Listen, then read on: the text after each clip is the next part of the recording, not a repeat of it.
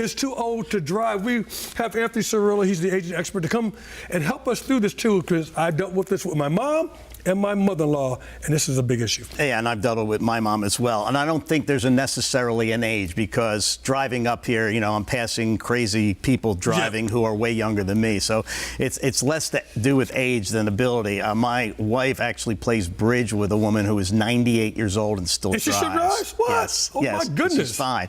But the thing with a car is it represents different things to different people. So some it's getting around, some it's identity and status, and some of it is security. The problem I noticed with my mother-in-law at the time is that she was getting into these little accidents all the time, and then she was getting really nervous while she was driving on a bridge or driving close to cars. That's part of it. So you want to go for a ride along, as you were saying. Yep. So, you know, confusing the brake with the gas is serious. Riding the brake, not so much. Okay. But changing lanes, having hard time changing lanes, left turns, driving too fast or too slow. Are people honking at her? Are they? My mother was hitting trash cans. Oh, people my could be goodness. hitting curbs. You know, are they following signals, scrapes on the car? And then look for adjustments that they're making. So maybe they are stopped driving at night or weather-wise. My mother, genius, learned how to go everywhere on right turns, right? Really? Everywhere on right turns. So when you do that, you start to realize that they're adjusting. So then you can kind of see where you're going with there. You also want to check again with their physicians and things like that to see if they've noticed anything. And pharmaceutical interactions affect senses too. how do you start this conversation? Because this was a conversation that was like, I don't want to take away your independence and your freedom.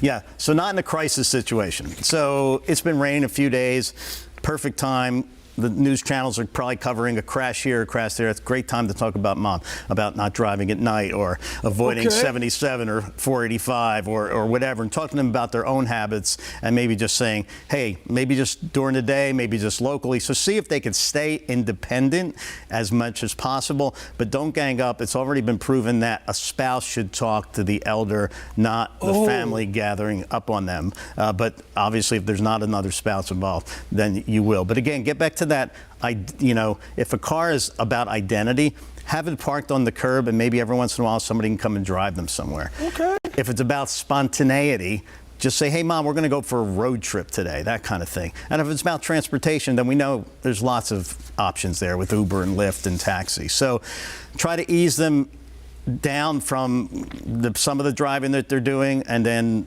try to find the alternate solutions. Last one, should you take the keys, and what if they refuse?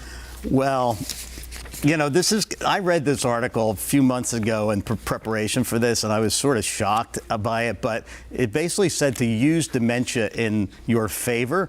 People forget things. So all of a sudden you can forget that the car was there. So we lent the car to somebody, or the car is in for repairs, or etc. So I don't particularly love that one, but if somebody clearly has dementia where they're going to cause serious harm to themselves or others, there are ways to kind of play along with that as well. That's you a can really also good thing. and you can also get a DMV. Like after 66, you have to go to the DMV for your driving test. Not the test, but to get your license. But you can also, you know, a physician or an EMT can intervene and ask for an evaluation, and there's a whole process around that. My uncle keeps a car in the driveway for my aunt who's having dementia, and she just looks out there and sees it and goes, she knows that she's safe, and it's her thing. And that's her comfort. Where can we find you? TheAgingExperience.com and also SageStream.live. SageStream.live and AgingExperience.com. Anthony, thank you very much for being here.